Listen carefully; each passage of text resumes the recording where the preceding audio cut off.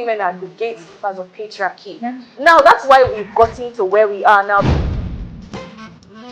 Because the way they were brought up in that time, for instance, if you're, in those days, if your daughter comes to you and says, oh, I'm raped, the next thing is either they keep it silent or they force her to marry the person that raped her.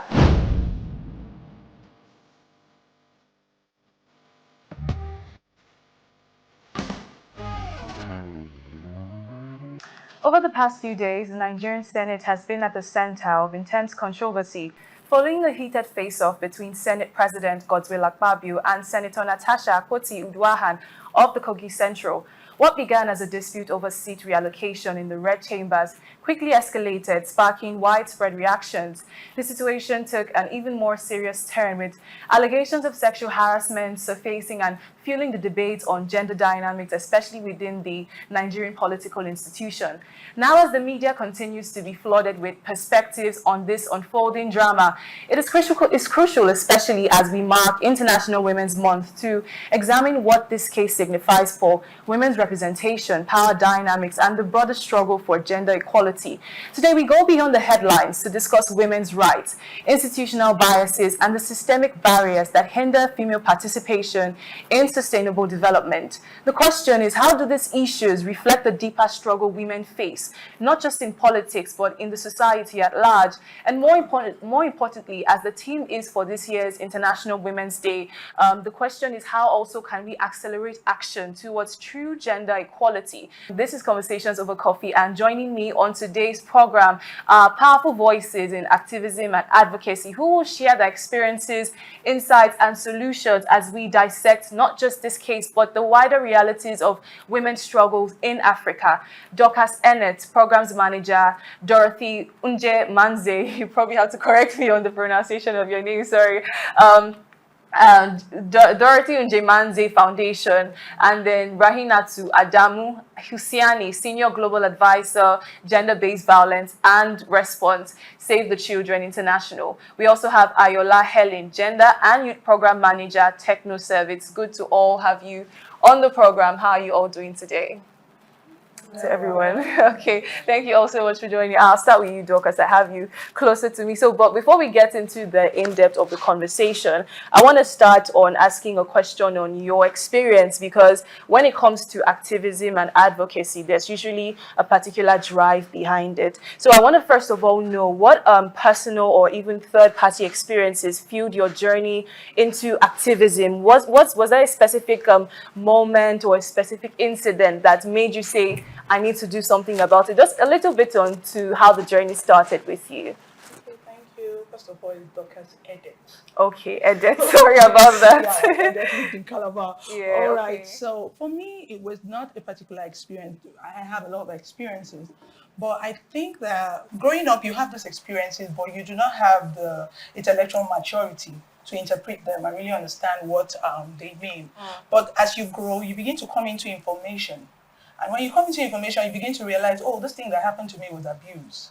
Or this thing that happened to me has happened to numerous other women. And it is because of the way that society, because of the culture, it is because of the tradition, because of the cultural norms and all that. And then that begins to make you say, okay, I have to stand up. But as a child, I used to be the child who was always angry about injustice. I was that child. And I already had the personality, and then when I came into the knowledge, I was like, oh, okay, this is something for me. This is something I would definitely not keep quiet about. And so, yes, that's how it started for me, just growing up into that information, alongside all those negative experiences that I had. I remember when I was in secondary school and I was head girl, and the boys would not respect me. The boys would just not respect me. The girls, they loved me, but the boys hated me. And so one day I went to the head boy, talk to your girls, talk to your boys. And he said, you are head girl, I'm head boy. The same rank. And for me, it opened my eyes. At that point, I was like, okay. So I started talking to the boys, and I was hated. At the point, they wanted to beat me up, So, but that is how small things like that just constitute the body of everything that happens to you, and you begin to just see yourself in this space and being passionate about women's rights and gender equality. Thank you so much, Dorcas. So how about you? Give us a little bit of how the journey started for you as well, Helen. So, it doesn't come from a place of negative experiences. Okay. So I grew up with my dad is a teacher, a retired principal, and doing politics. So I gave up myself to him as a secretary then because I just finished my NYSC and then I was looking for a job. So I was able to follow him to different meetings and all that. And also growing, seeing the context, how things operate in that context. And then again, I'm an African woman in Nigeria. I grew up in different contexts in the society, rural, urban setup, different setups. So I've experienced all this. And I was very close to my grandmother, so I knew what they have experienced. When, Yeah. okay, for example, like my dad, he became an adult child because he lost his father at a tender age. And because he's a boy, he's the first male child from his mother.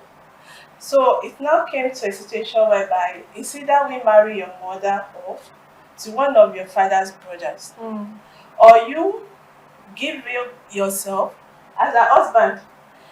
Husband in the context of not in the sexual context, in the context of social responsibility to this woman who happens to be his mother. And then he said he looked at all the men that they wanted his mom to choose from. And all he could see was suffering. And then he had younger ones, he had four siblings, and one of them was still a baby, then less than a year old. And so he went around and they told him that was the only option. If you don't want your mother to choose from one of these men, then you have to come into the meeting and then tell them that you will be your mother's husband. Wow. So you will be the one to help her in nurturing his siblings and also to cater for her needs socially, socioeconomically. And then he said, after everything, he assumed the role. So he went into the meeting and he told them that there is no need for my mother choosing from any of these men. I am going to be her Yeah. husband. And since that day, he took up that responsibility. Though he saw himself through university, but at the same time, he trained his younger ones and he catered for the needs of his mom. And this is the reality of so many boys in this part of the world. I've helped some in this line of work. That you just see a boy who has become a man. And by man, I'm talking about the social responsibilities imposed on this child. And then when you also look at the aspect of girl child, it's a lot. And then you tend to ask, am I less of a woman because I'm born with some biological Yeah. So Yeah. Thank you so much. So how about you, Rahina, to just give us a bit of what it's like for you, the journey so far? Yeah, I think my journey started quite long. I grew up from a core Hausa family. We're from Sokoto, and yeah, so I grew up in a very conservative environment where there are certain things a girl can do and cannot do. And I've always asked the question that why can I not do this, and why can my brothers do this, or why can this man do this and I can't do it? What is the difference? I've always questioned that.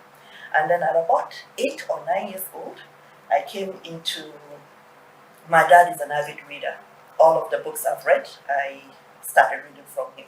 So he always buys dailies. He always comes back with all the dailies newspapers. So one of the days he came back with a newspaper, and in that paper there was an article by Amnesty International. I was around 8 or 9, and I picked it and I read it. And it was about young girls being married off in, was it Afghanistan or where? I can't remember. But it struck me at that moment. At 8 years old? Yes. Wow. To ask, why is this happening? I thought of that piece of paper. I have this shoebox under my bed that I keep things that are very dear to me. And that paper got into that place. At that moment, I didn't know what activism was. I didn't know that there was even a job called development or humanitarian work. But it was like a commitment that I'll be the voice of those girls. And I think since then, one way or the other, I find myself being that voice, and it has continued till today. So. Thank you so much. That's a very inspiring story. At 8, I was not even interested in those kind of things at such a young age. That's really inspiring. So of course we'll go to the big topic that we have on ground today, and that's the issue with Senator Natasha Akpabio versus. Oh my goodness, I can't believe I said Senator. I want to say Senator Natasha versus Akpabio, but yeah. So versus the Senate President versus Senator Natasha, the issue of sexual allegations that rose up, and it's important to note because we know that as at yesterday, the petition was actually declared dead on arrival by the Senate Committee on Ethics and Code of Conduct because of the Senate Standing Order. According to the Senate Standing Order, a senator is not supposed to sign a petition by himself and then present it to the Senate for review. So basically, they declared it dead on arrival. And then a lot of things transpired yesterday. We also had a couple of protests that were very funny, which we were discussing to our viewers just before we got started. I watched an interview on Arise, and I think she was the one interviewing some of the protestants. And when they were asked questions, they were protesting in front of the National Assembly. And when they asked questions, we had the pro Senator Natasha and the counter protestants for Senate President Akpabio. And when they asked them questions, okay, why are you here? What's the reason? What's happening?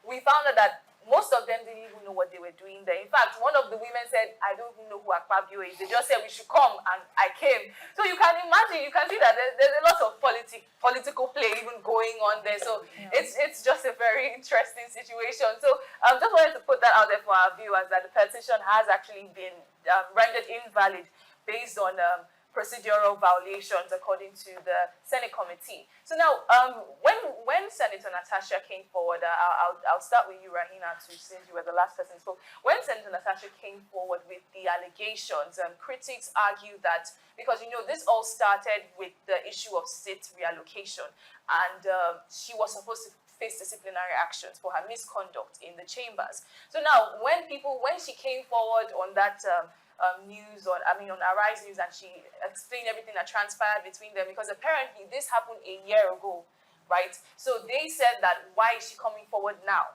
That it is a bid to divert attention from the fact that she's supposed to serve, a disciplinary case and all of that. So that's what critics said, that why is it now that she's saying it, that it's basically a smoke screen? She wants to divert attention from the wrong that she has done.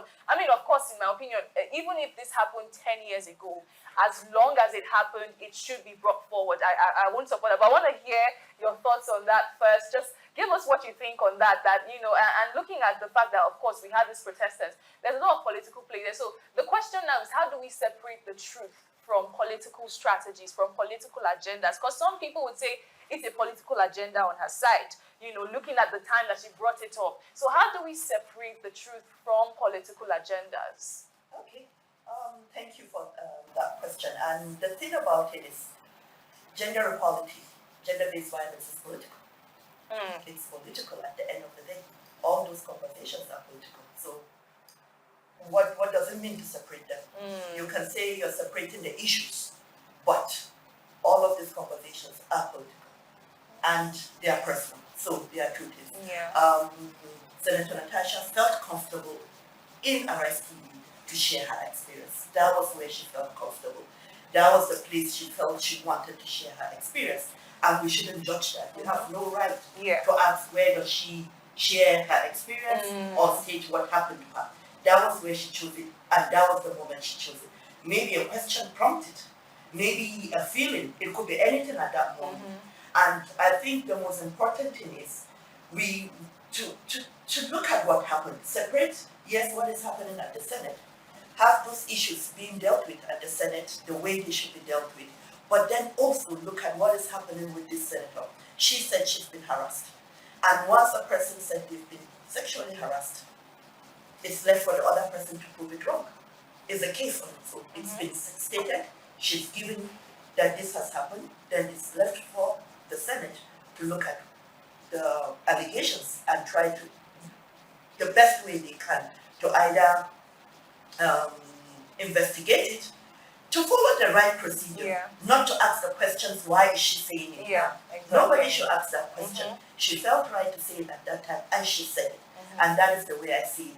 There is no separating the like I said earlier, they are all political. All the conversations are political. There's always going to be a time that a woman feels right to say, or a man feels right to say, I was sexually harassed, and this is the moment I want to deal with it. And that person should not be asked, why are you seeing it at this time? Exactly. Yeah. Let me hear your thoughts on that as well, Helen. So I would like, don't let me talk like more from the development space now. So let me talk like as a student of gender and governance. So for her to come out and even make that assertion is a progress. Because it takes a lot of strength, a lot of courage for a woman in this part of the world to do that. And then she's not doing that for herself, she's doing that for other girls. Yeah, the girls exactly. and the women. And not only in the political space, even in the workspace, even in our society, even at home. And then when you look at the cases of gender-based violence, sexual harassment, abuse, exploitation, discrimination on the basis of their gender, and all that,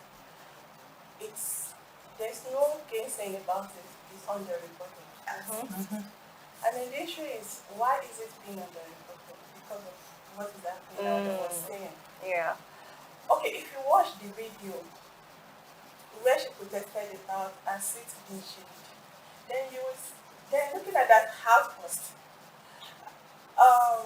in social sciences, there's something we call, let's say in feminist methodology, there's something we call standpoint theory in the epistemic perspective. Here, you're putting yourself in the position of the oppressed, of the victim. And by putting yourself in that person's position, you wanted to see things from that person's perspective. That outburst is not just about the sex. That's what I want us to realize. She has, it's just like a package of different frustrations. Yeah. Then you are now at that place that, I can't take this anymore. Yeah. I need to speak up. And by speaking up, she wasn't just speaking up for herself. She was speaking up for other women in that place. And then you were saying that we're separating the issue of sexual harassment from our workplace, which is that legislative chamber. Then we're making a very bad mistake. The fact remains that some of those allegations even happened at the workplace there. He invited her into some places that she wasn't comfortable going. And then she went for work-related reasons. And then she was told in one of her interviews, for what she said, that if you do what I want, if you make me happy, you will get everything that you want. Yeah. So this is sexual harassment in the workplace. Because it's work-related issue. And then we're not saying we're separating this because it doesn't have to do with the issue of changing seats or the issue of what has been in the courts before. Look at the comment about her dress to the workplace. Imagine, put yourself in her shoe. I have said it because this is happening to Natasha, but I'm very sure it has happened to so many women. I've even had my own fair share. In my former organization, I wouldn't like to mention names in this time. There was a time a lot of things were going on, and then I sent an email so that project would kickstart. Because there were a lot of back and forth just to technically delay the implementation of that project. And the project was under me. I was the one supervising the program manager, the project coordinator on that project. So we couldn't start, we couldn't go to the field and all that. And then I knew it wasn't because of the project coordinator coordinating that project. It was because of my relationship with my line manager who needs to give the approval. Because we were having issues. And then so on a particular day, different emails were going around on baseline assessment, consultancy and all that. And then issues that should have been solved within a space of minutes went into days and all that. So I was like, I won't respond to this. Let me just type an email. Then that day, I just pick up my laptop. Around 9 p.m., I just type in the email.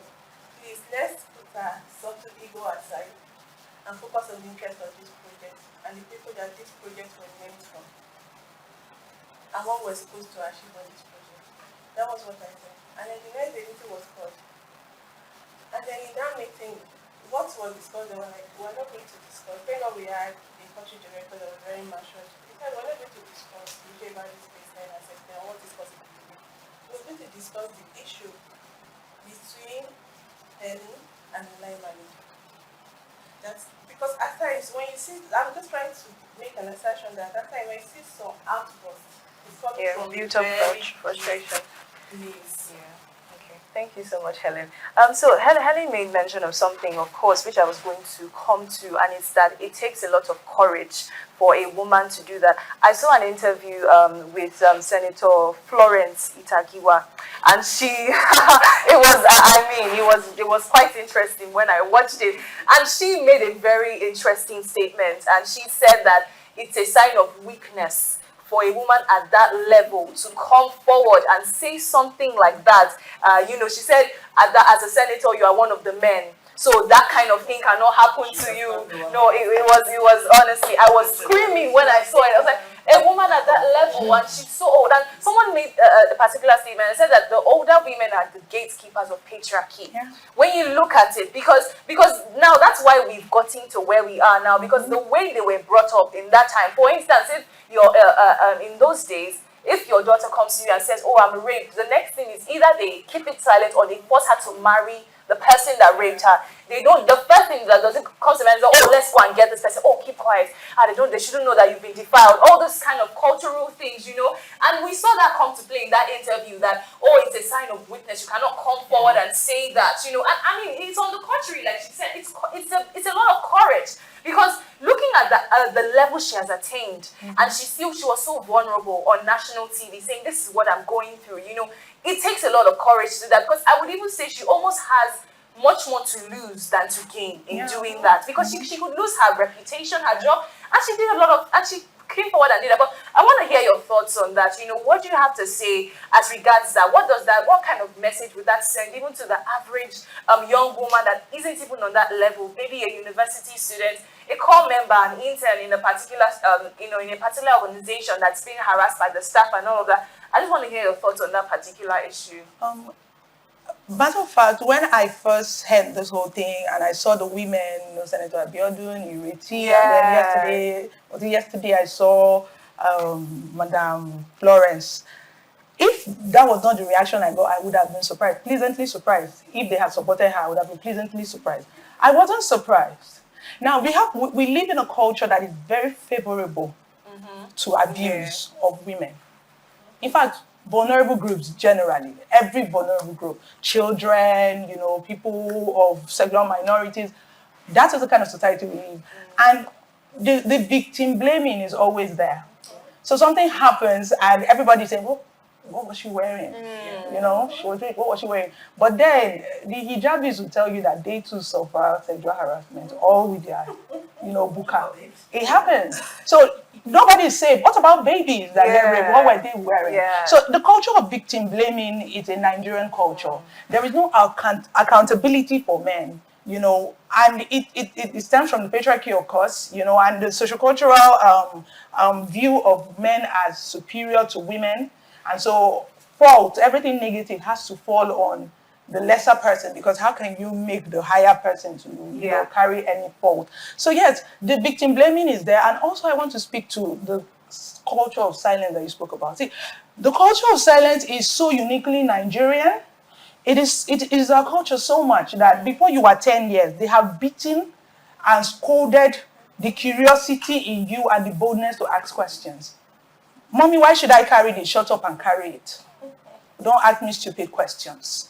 So before you are even 10, you no longer have a spine. You don't have a backbone. You cannot question things. And then we wonder why we are backward in science and technology, because curiosity is dead. Children do not have curiosity. Children cannot question status quo. They cannot question authority.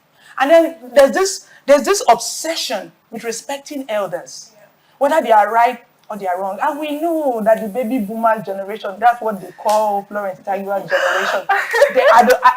I say this everywhere. I even tell my mom, although she's not of that generation, she's a bit younger, I think people are the problem of Nigeria. It was in your hands that Nigeria started going bad. It was not very great before, but it became worse in your hands. Because oh my God, you can imagine a woman like Florence. She herself, when she was special assistant to President Obasanjo, people accused her of having an affair with him. So she has been in Natasha's shoe. She has experienced sexual harassment, but it is more important to her to be validated by a man than for her to take sides with her own woman. And this is Natasha, a woman at that level. But then again, you remember that Natasha's problem did not start today. It started when the first time I heard of her was in 2019. When she contested for governor, they beat her up. They literally beat her up. It was terrible. But then I like that her antecedent is that strong, because now godswill knows that this woman is up against. She may not win it, but she has won it as far as I'm concerned, that she could speak up. So yeah, I'm not surprised. I'm really not surprised. And the message there is that, oh, we of this generation, we do not support you. We prefer silence. Let there be graveyard peace. There's an elephant in the room, but we are all blind. No, we know that this thing has happened to us, but it is more important to us to be accepted by the male folk, for our abusers to love us, for our oppressors to see us as good women, than for us to actually come out and speak up and see if things will begin to change. So yeah, no surprise there. No surprise. All right, Natasha, I'm sure you have something to say about that. Yeah. I think for me, I would say yes. I would call the older women a generation that has not stand up, because these are women. Some of these women are women that have paved ways for many things we're enjoying now. True. So yes, we have that small generation that power is more important to them than standing up for what is right and wrong. We still have that. And that is because of how patriarchal the system is, how the institution is, that they don't even have a voice. They are afraid to have a voice, because if they have a voice, then they drop from that power. And that power is their survival. So many times when we make this kind of conversation, it's what they know. It's how they grew up. It's the system in them. They don't know otherwise. They can't think otherwise. But I will still say that some of those women paved the way for us. Some of those women are what we are enjoying currently. A tiny population of them, a very tiny population of them. I guess it's because I work in the sector, and I see how these women actually, they draw us back. They open their mouth and they set women's rights back by 50 years. Oh my goodness. So I know what I'm saying. Okay, it's no problem. We all have our different experiences and different perspectives. How does it become part of their life? How is it that their own vision, their own thoughts aligns with patriarchal and with that understand? So in a way, they do some of these things not knowing the impact. And so this takes us back to the root causes of our problem. So how are we addressing the root causes of this problem? You spoke about children, nurturing children. And it starts from there. When you tell your child, shut up. Like what you said, Mommy, can I pick this? Like, Mommy, why am I picking this thing? Shut up, just pick it, don't talk. That child grows up to become a timid adult. But look at the boy child the other way around. I think I've used a theory before, social role theory. Then there is this one, gender schema theory. I don't know if you used that theory before. What she did was, she groomed a boy child in a feminine way, like societal feminine way. Then she groomed the girl child in a societal masculine way. Then they grew up to become an adult, to become adults. The boy child was acting just the way we thought girls in society should act. The other way around, the girl was doing the things that the boys do, that we felt are the things that boys should do. It's in the theories in the public space. And it was a part, Sandra Beams did, she's a sociologist, so she did that practical. And then that became a theory, that these things are being schemated into us, either directly or indirectly. And then it becomes part of us. Then the issue now is that, how do you undo what has been done a long time ago? Then we'll go back to the roots. we visit our roots. How is this being done? How we grooming the coming generation? They are seeing all this being happened. My daughter was writing a test at a point. Then there was a question there. Who pays the school fees? Yes, there was a question. Mommy, so they put mother, father, and then Oh my goodness. So look at our education. Teaching gender roles. and then my husband was working in Lagos. We moved from Ife to here, then he was still doing his residency training there. When I moved to Oxfam here, you understand? We moved from, so I moved with the children. So they don't know what's paying school fees. Because they are with me, so what's on paying school fees? Well, I'm sure the regular answer My would daughter- be daddy, of No. course. My daughter picked mother. Really? And they Because they failed were here with And me. they failed her. And whenever we are paying school fees, Actually, that's the thing. They'll probably fail her. that question. Exactly. Yeah. So what this, Imagine. what this is telling us is that the society itself is flawed. Yeah. Yes. The system is flawed. Yes. Then we're talking about Natasha does not even need to come to, if the system is structured in a way that protects its citizens. Natasha does not need to come to Arise TV Exactly. Yes. to make the allegation. At home. There should be some structures in the House of Assembly.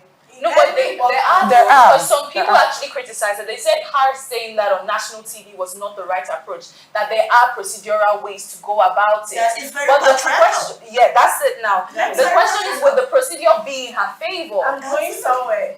I'm currently working with the Federal Ministry of Labour to develop Nigeria workplace gender policy.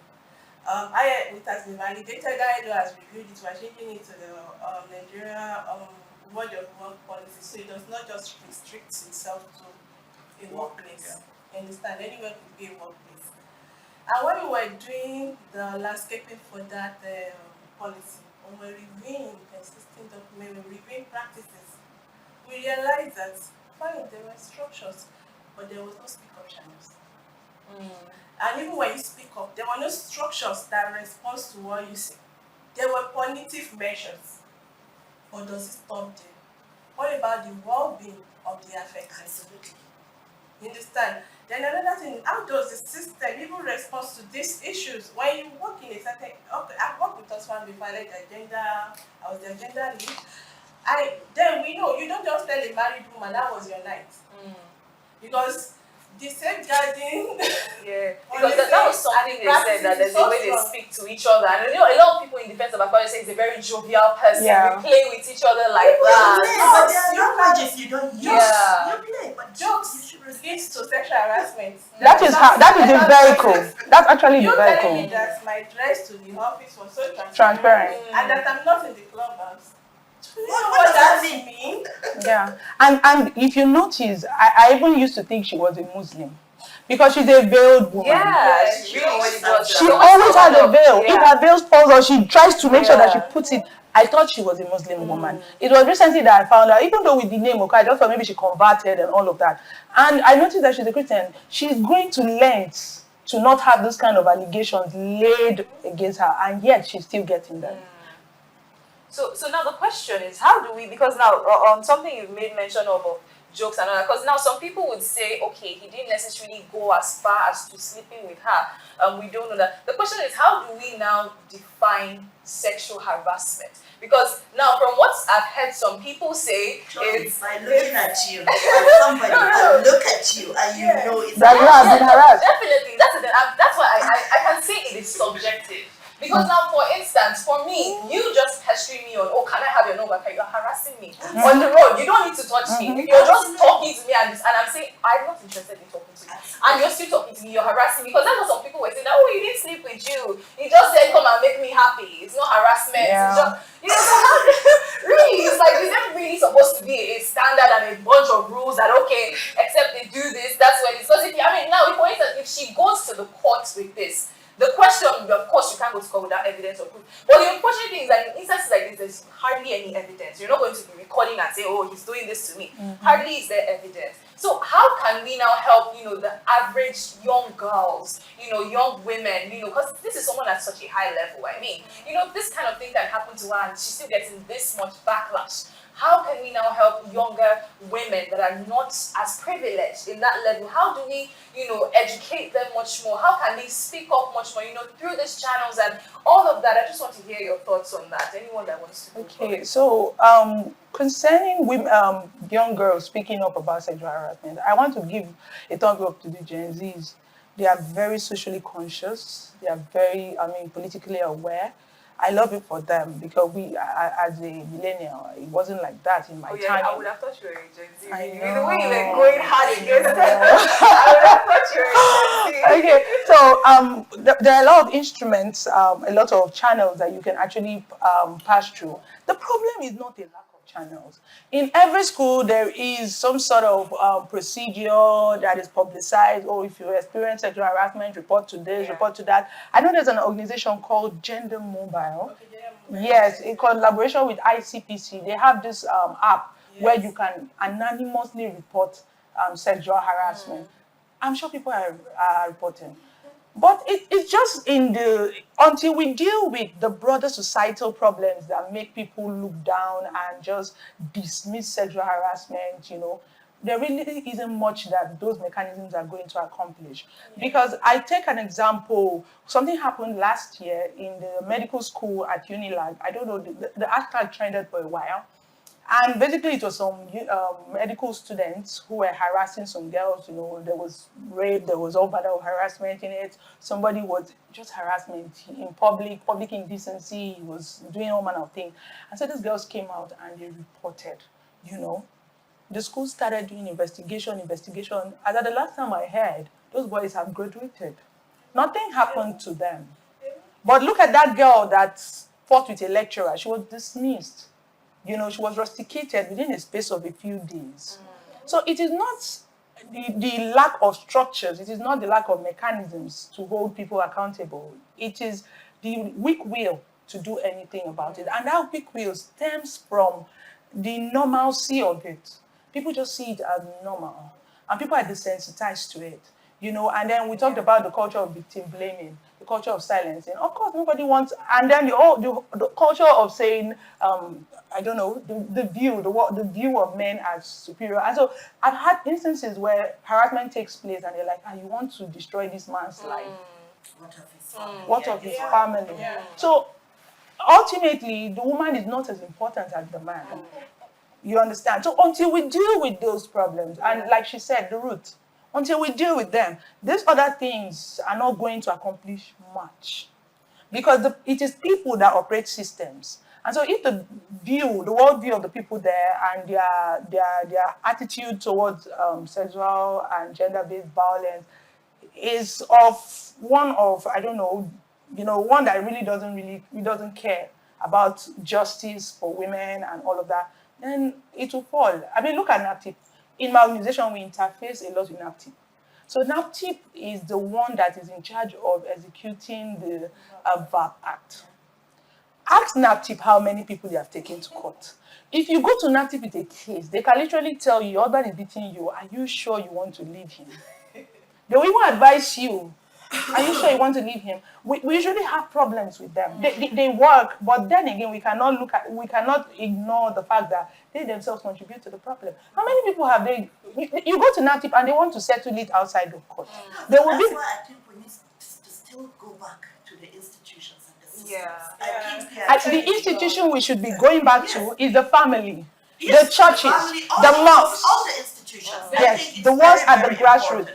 Not just the laws, because right now we have multiple laws. We have conventions that we have signed. We have them. They are not perfect. The laws are not perfect, but we have a lot of them. That if we even implement them as imperfect as they are, we would be better off. But we are not doing anything in terms of implementation. We just talk and posture. I think where the problem of also stems from is how those policies and laws are being made. I love policies, I love laws, I love advocating and influencing them. But the issue is that how have we been doing it? That we're not doing it, we're not separating them from the people that this is actually meant to. Exactly. But unfortunately, because if you create a law up there and the people down here don't know about That's what I'm trying to then say. nobody's going to use it. Now we're talking about VAP Act, right? Late last year, I was facilitating a training on GBV community at the community level, so we adopted community-based approach and other complementary. Then we invited those people that we know that in that context, if anything of such happens, any GBV related cases happens, these are the people, these are the go-to people here. And then from one of the sectors, we had a plenary session because we want the community people to be able to speak to them. What are your problems? How do you then explain to them your response mechanisms so they will know that you are here? And then for one of the security agents, I was hearing blala, blala, blala, blala, blala. But what's this blala about? If a case of rape is being brought to this particular place, I don't want to mention, then their own punishment is to bulala the offender. Yeah. And then we had someone from the highest court in that area, the magistrate, representing that area there. And then what was one of the things we realized? There is no even engagement with the VAPAT. Our legal institutions are not engaging with it. Everything he was saying about legal response to such related cases still goes back to what we have in our constitution. And even by saying constitution, penal code. Penal code. Yes. That's the one he's aware of. That's the the one one with the that world. say. Yeah. And then again, these people that these policies we are developing are meant for, they're not even aware of its existence. They're not even aware of the contents and how these policies were structured to actually protect them. So I think there is a gap that we need to bridge. Awareness, creation, knowledge. People need to know all these things. Agency-based development. What are my rights as a woman, as a girl child? What are my rights? When do I need to stand up for myself as a human being? Yeah. What are my rights? Why do I need to stand up for myself? When do I need to speak up? And then when I speak up, you say something about the system, the structure, the institutions. Then the question is, who are the heads of these institutions? Who is cutting the call? Who is calling the calls there? Understand? That's another thing. And if we don't have more of representation at that level, it will also be difficult to actually develop things. Yeah, all right. Thank you so much, Helen. We'll take a short pause on the conversation now, and when we come back, we'll look at how much we have achieved so far, if we're truly developing or, we're just there. But we'll find out more on that after this short break, so please stay with us. We'll be right back.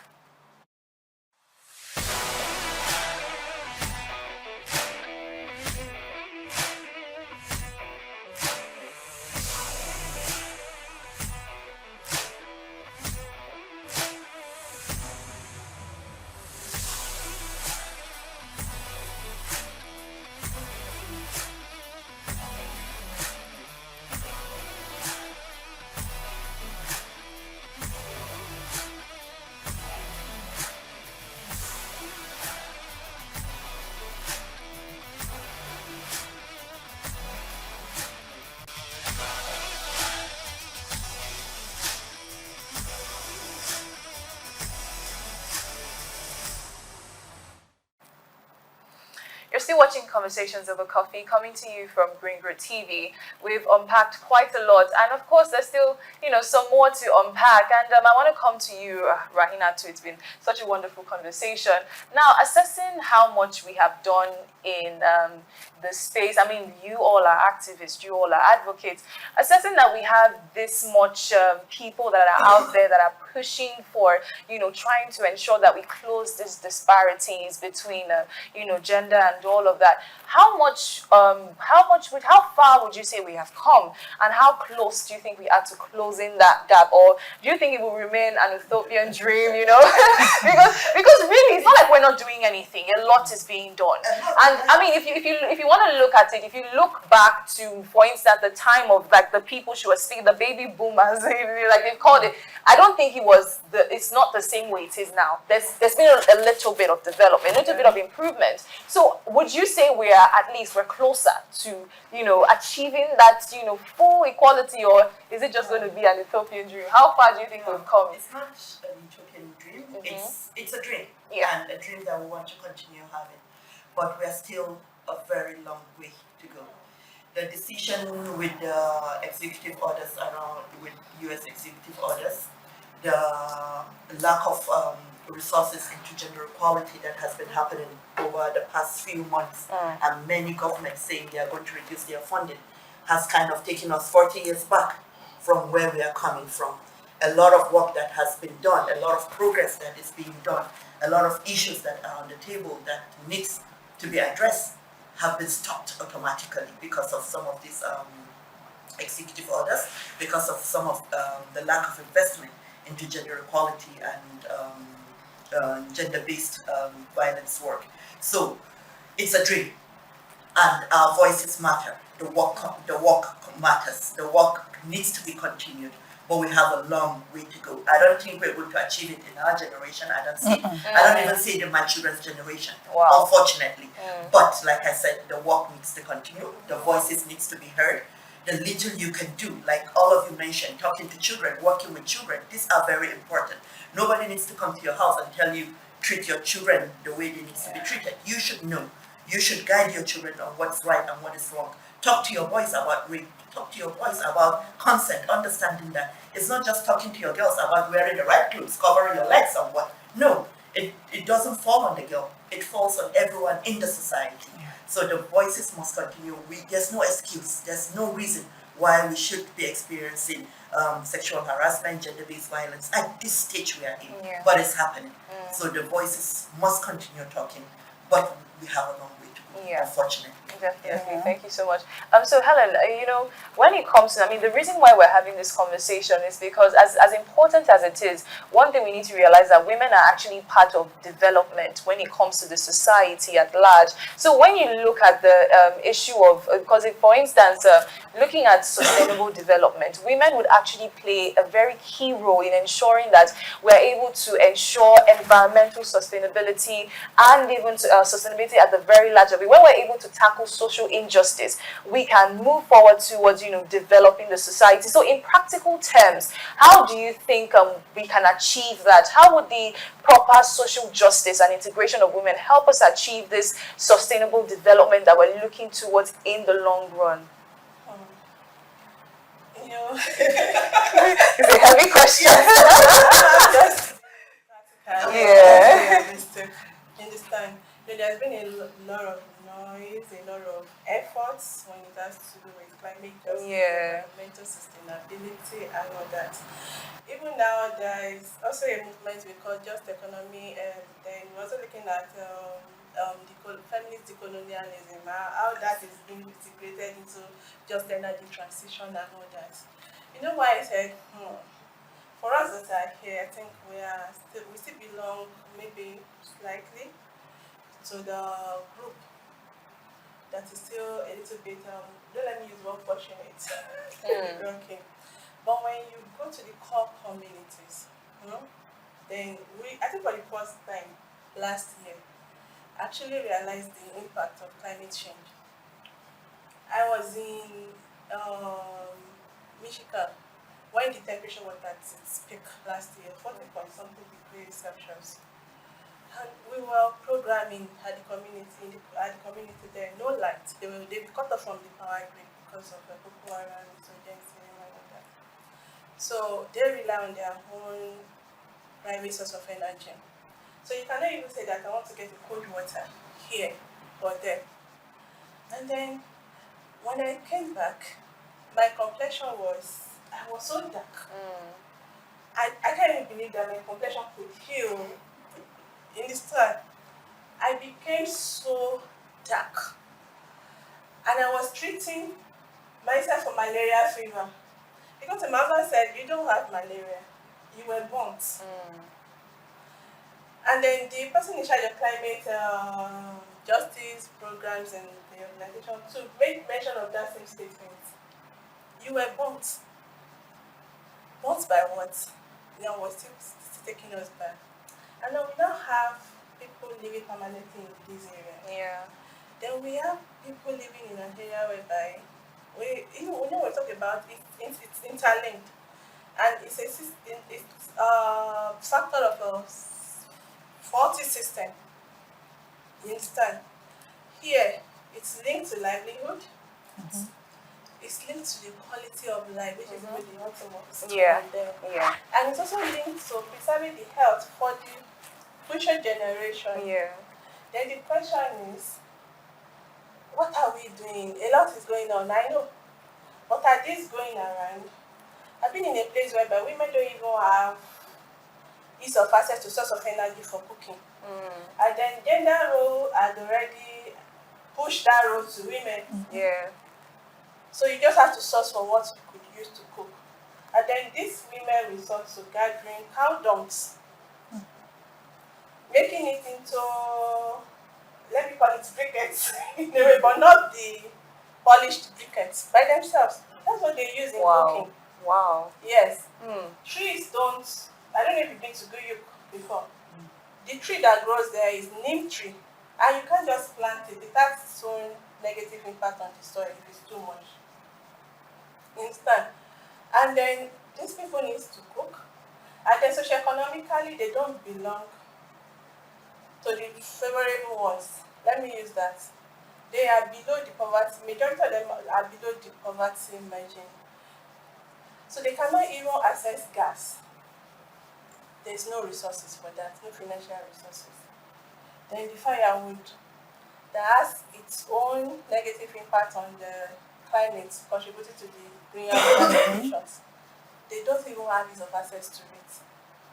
And then now we're talking about climate justice. We're saying that with weather is on. That I actually put on my AC, but now the people about the source of energy again, do we even have the lights to do that, the energy to do that? So what's the way forward? So we're talking about the way forward Yeah. here. It's looking at the fairness in climate action. When we're talking about fairness in climate action, it's creating that space where every voice is being heard.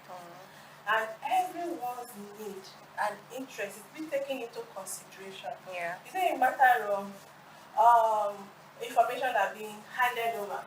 This is what we want to do. This is the policy we develop. This is how we want to create it. Then the issue is, how have you, as a person, how has this indigenous group, as a group, been responding to climate? How they, let me use adaptation, been adapting. They may have their own ways of adaptation, which works well for them, which may be more affordable to them. Has their voices been heard? Have we taken into consideration the impact on different, we're seated there, we're not the same. So when we talk about climate justice, it's about fairness in climate actions. Yeah, thank you so much. And so as we wrap up the program now, I just want each of you to just let me know if you had the opportunity to make, at least even if it's just one policy, I just want each of you to just give me, like, at least if you had the opportunity, okay, give me this policy and the president says I will do it, no problem, to make this situation better, to close this gap. Just, each of you to just let me know the specific reforms that you think need to be done, things that you have in your ideas that we think need to come up, just from each of you, and we'll just wrap up the program. Let me start with you, Dorcas. Well, when I think about this, I don't think that my reform will be legal or involve any policy or legislative instrument. I feel like it should be a social reform. It should be a cultural reform. A lot of the problems that we have is because we have held on tight to regressive cultural norms. We refuse to let go of those things. And part of the reason is because it favors some people. Because nobody wants to let go of their privilege. Yeah. So for me, I would say we need to, I don't know how to put it, but we need to go back to the drawing board. We need to go back to the grassroots. We need policies that mainstream gender-based gender, period. Yeah. You know, gender response, gender thinking. Let's just understand that there is a problem, and then we can now move from there. Whatever it will mean for you in your community, whatever steps you have to put in place to ensure gender equality in your community, because it's different for each community, then let us know that, okay, this is what we're supposed to do. But first of all, it starts from realizing that there is a problem. Everybody has to understand that it's a problem. It is not normal for the United Nations to tell us that we have 300 years to bridge the gender gap in Nigeria. And now you're saying that fundings have dried up. So now there's like maybe add 40 years to the 300. So we know that this work is so we know that this work is a marathon, it's not a sprint, okay? And we need to keep pushing, but then we need social reform. We need people's mindsets to be changed, we need attitudes to change, you know. So yeah, for me it would be a social reform. Thank you so much, Dorcas. How about you, Reignited? Let me hear yours. Yeah, absolutely, social reform. I think it's about bringing those laws, those policies down to the people. Don't sit up there and design policies and say it's going to speak to the people. Get diverse voices to those policies. Get people. Have an intersectional lens to those policies. One of you mentioned that we are all sitting here, we're all different. Different things made us up. So have those kind of policies that are able to speak to people, to respond to the needs of people individually. And then also, look at existing mechanisms. Our parents, our great-grandparents, our generation, they've been surviving in a way. What are those things that are working, that have been able to allow them to survive in where they are and thrive? Why are we not looking at it and seeing how we can work with that to improve? Why are we bringing foreign things? Why are we bringing things that does not even make sense to a normal person when you tell that person that it does not speak to that person? Let's go back to our roots. Let's understand what is going on. How can we start from there? I think it's very, very important. Let's speak to ourselves as Africans. Let's talk to ourselves. Let's understand ourselves and let's build from ourselves. Thank you so much. And you, Helen? You wrap up. Actually, I align with what they said. Yeah. So it's still, politics is not a problem in Nigeria. True, Sha. I know it's not a problem in Nigeria. Then where the problem lies is the effectiveness of those policy implementation. We have Maputo Protocol, and Senator Natasha is suffering from something that Maputo Protocol could easily address.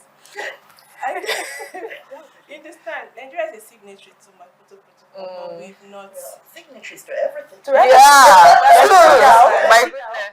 true. My goodness, that's true. And you know, we like to go to those places where they sign those things because they carry 27 people.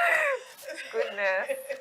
But when it comes to the effectiveness of those implementation, then there is a gap. Then the question we should be asking ourselves, why are those gaps in implementation? So I'll still say it again. Let's go back to the roots. Senator Natasha is in the upper chamber of the Nigeria House of Assembly. You understand?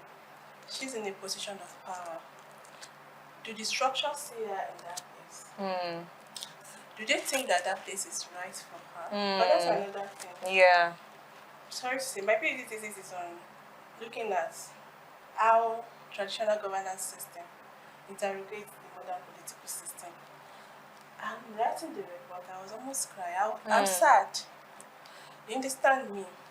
Because even our traditional system has not even accepted the participation of women. Then we have this modern political system. Then this system operates within the same set of people. Not that we have the traditional ones separated from those in the modern political system. Then how do we connect these two? How can we use one to influence the other? How does the power even start from the household? Then to the community level, then to the state, to the national level, and then to the global level.